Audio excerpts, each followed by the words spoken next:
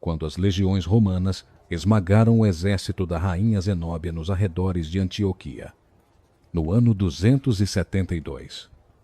Seus generais esperavam a execução. Em vez disso, viram sua rainha suportar algo muito mais calculado. Roma havia aperfeiçoado a arte de quebrar governantes sem matá-los, transformando monarcas desafiadores em monumentos vivos do poder imperial para as mulheres que usavam coroas. A derrota significava enfrentar uma brutalidade desenhada não apenas para punir, mas para apagar a própria dignidade. A lei romana negava às rainhas qualquer proteção legal, sob a lei romana.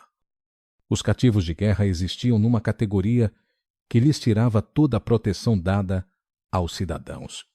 O princípio conhecido como jus gentium, ou a lei das nações, determinava que a derrota militar transformava pessoas livres em propriedade, assim que uma cidade caía ou um exército se rendia. Seus habitantes tornavam-se legalmente escravos. Independentemente de seu status anterior, uma rainha não tinha mais valor jurídico do que o soldado mais raso do seu exército derrotado. Essa estrutura legal criava uma realidade aterrorizante. Cidadãos romanos possuíam direitos que os protegiam de certas punições. Açoitar um cidadão romano era considerado escandaloso. Executar um sem julgamento causava indignação.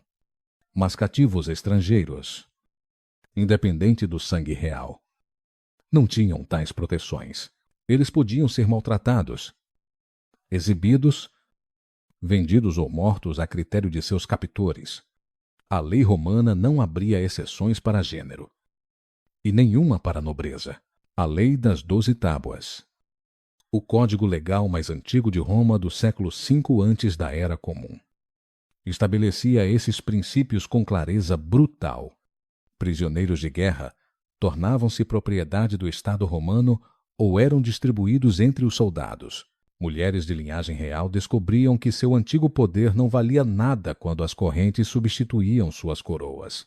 Tácito documentou essa realidade jurídica ao descrever o tratamento da realeza britânica derrotada, notando que oficiais romanos não hesitavam em violar aqueles que outrora comandaram exércitos e administraram a justiça.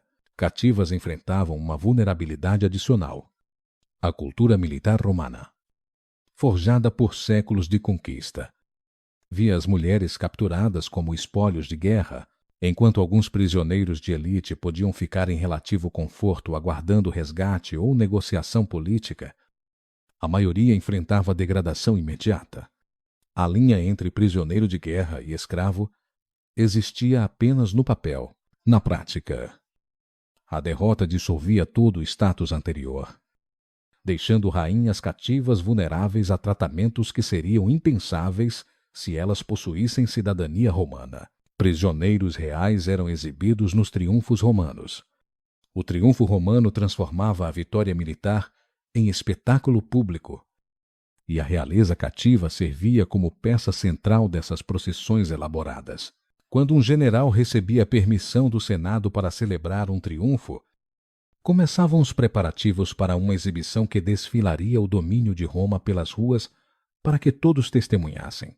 A rota se estendia do Campo de Marte, passava pelo Fórum e subia até o Monte Capitolino, cobrindo quase 4 quilômetros de vias lotadas. Essas procissões seguiam uma ordem cuidadosamente coreografada, projetada para maximizar o impacto psicológico. Músicos e artistas lideravam o desfile, seguidos por carros com pinturas e maquetes de cidades conquistadas e terras distantes. Animais selvagens de territórios exóticos eram levados acorrentados, oferecendo aos romanos um vislumbre do mundo desconhecido que suas legiões haviam subjugado. Depois vinham os prisioneiros de guerra, caminhando com grilhões no coração do espetáculo. Governantes capturados marchavam à frente da coluna de prisioneiros, com suas vestes reais, muitas vezes intactas, para enfatizar a magnitude da sua queda. Rainhas que haviam comandado exércitos agora se arrastavam acorrentadas diante de multidões que zombavam e celebravam sua humilhação. O contraste era deliberado. Ao exibir monarcas com toda a sua pompa enquanto estavam amarrados e impotentes, Roma comunicava uma mensagem que ressoava muito além das muralhas da cidade. Nenhum reino estava fora de alcance.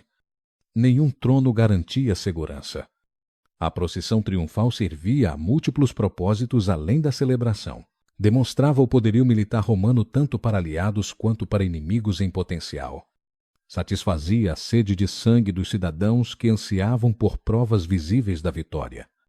E fornecia um palco para a degradação sistemática daqueles que ousaram resistir à expansão romana.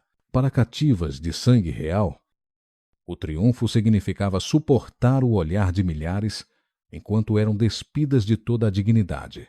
A jornada geralmente levava um dia inteiro, com a procissão movendo-se lentamente para permitir que os espectadores ao longo da rota observassem cada detalhe. Rainhas cativas faziam essa travessia sabendo que seu destino estava em jogo. Algumas sobreviveriam ao dia. Outras não veriam o pôr do sol.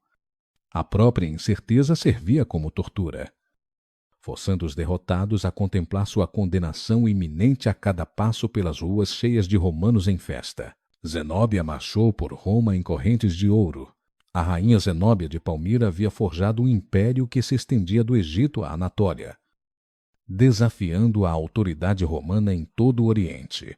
Quando o imperador Aureliano finalmente esmagou as forças dela no ano 272 e capturou a rainha enquanto ela fugia para a Pérsia. Ele ganhou mais do que uma vitória militar. Ele adquiriu o símbolo perfeito para seu próximo triunfo: a Historia Augusta, uma coleção de biografias imperiais escritas no século IV. Fornece descrições detalhadas da aparência de Zenóbia na procissão triunfal de Aureliano no ano 274.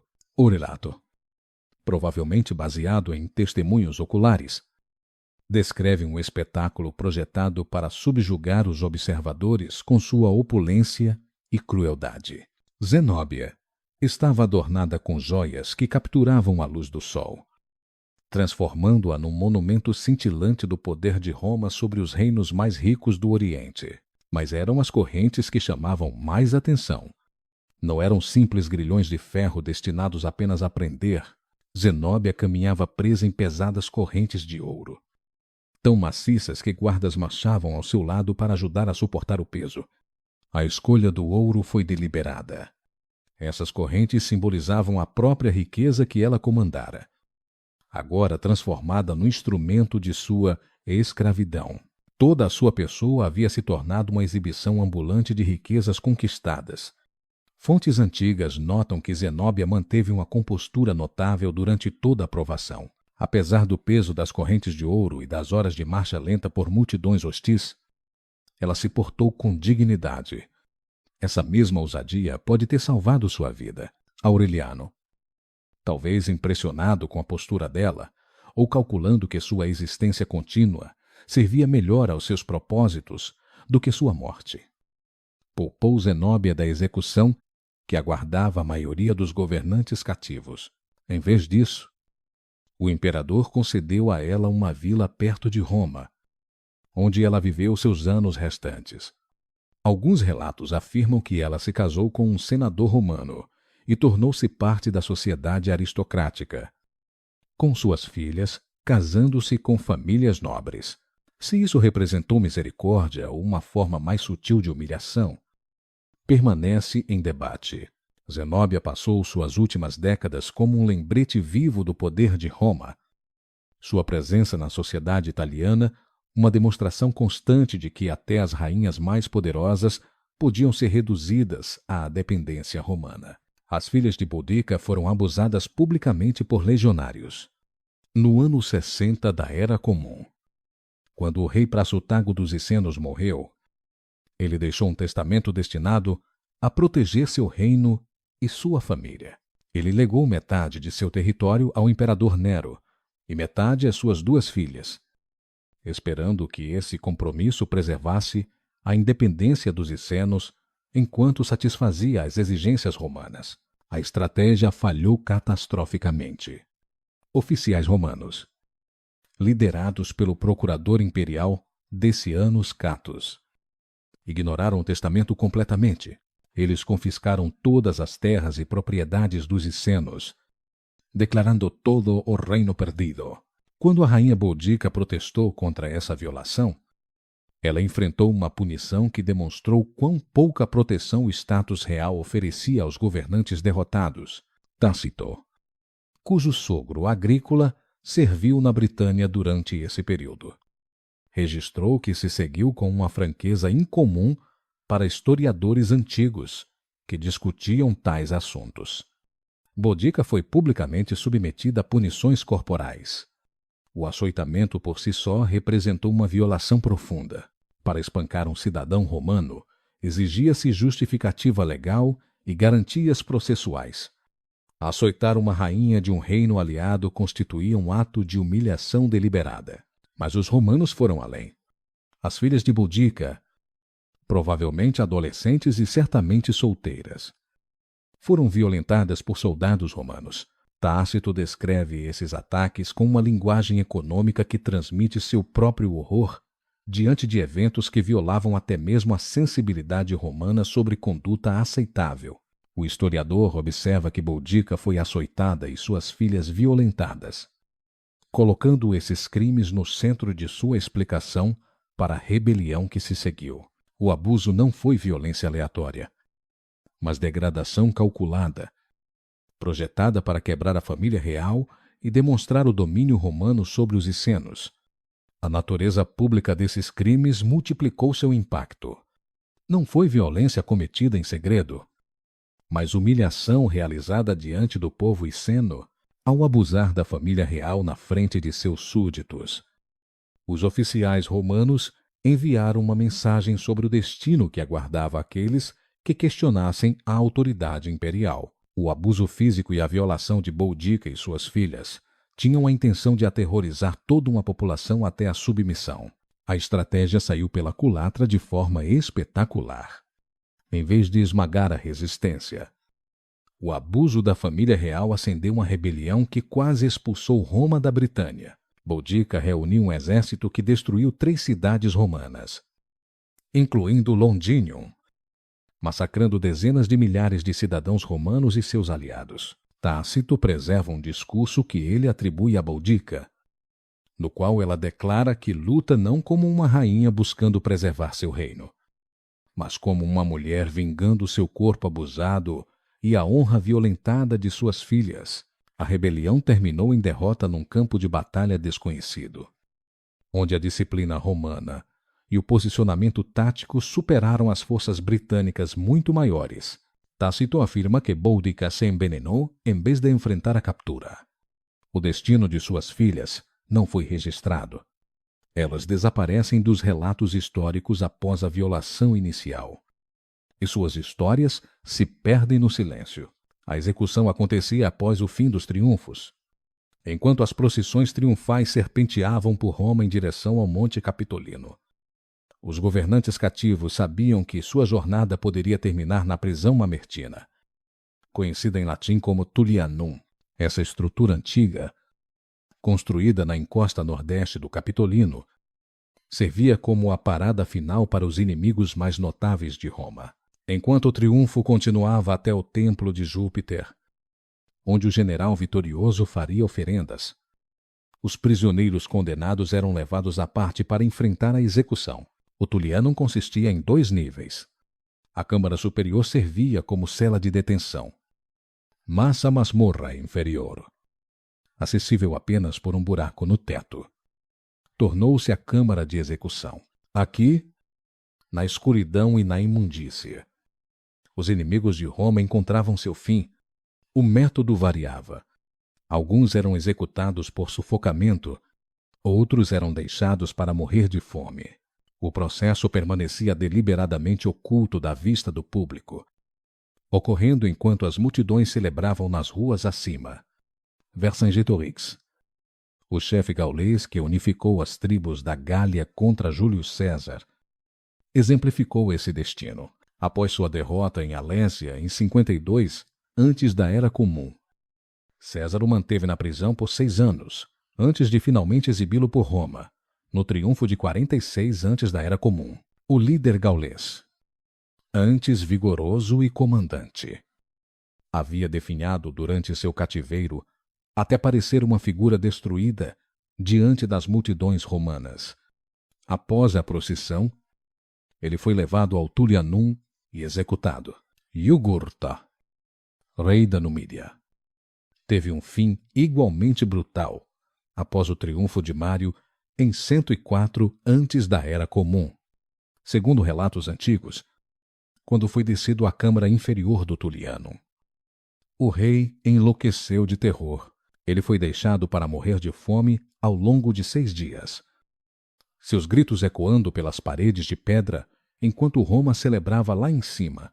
O historiador Plutarco registrou suas últimas palavras, supostamente perguntando em delírio: como é frio este banho romano?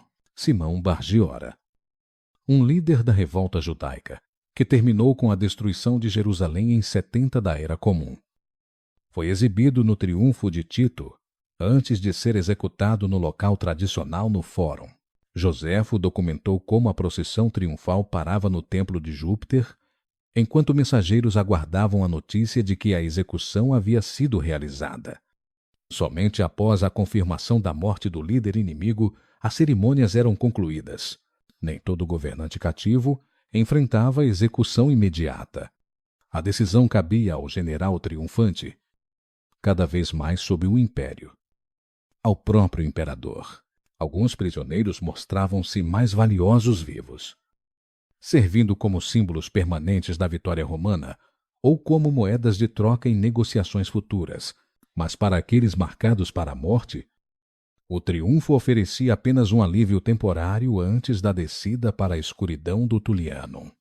O tratamento das rainhas capturadas pelos soldados romanos revela como o poder operava no mundo antigo. Os sistemas legais que protegiam os cidadãos evaporavam na fronteira da conquista. A dignidade concedida à nobreza dissolvia-se na derrota. Esses casos documentados por Tácito, Cássio Dio e outros historiadores antigos nos forçam a confrontar a crueldade deliberada embutida na conquista romana, o açoitamento de Boudica, as correntes de ouro em Zenóbia. As execuções após os triunfos não eram aberrações, mas políticas calculadas, projetadas para quebrar a resistência e exibir poder. Tire um momento para considerar como a humilhação sistemática da realeza derrotada moldou os medos que mantiveram os inimigos de Roma submissos por séculos.